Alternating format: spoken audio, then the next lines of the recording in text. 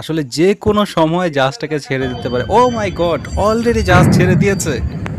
প্রিয় দর্শক, এই সেই মুহূর্ত যার জন্য অপেক্ষা করছিলাম।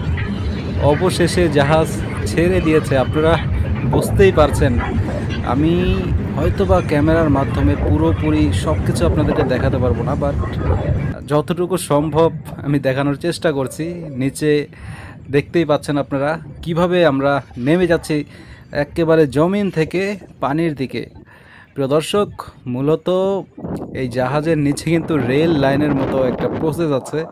মূলত সেটার মাধ্যমেই কিন্তু সেই চাকা দৌড়ে মূলত এই জাহাজটি পানিতে নামলো। এখন অলরেডি আমরা নদীতে নেমে গেছি। ওই যে জাহাজের ইঞ্জিন স্টার্ট নিয়ে ফেলেছে, পিছনে আপনারা কালো ধোঁয়া দেখেছেন অলরেডি।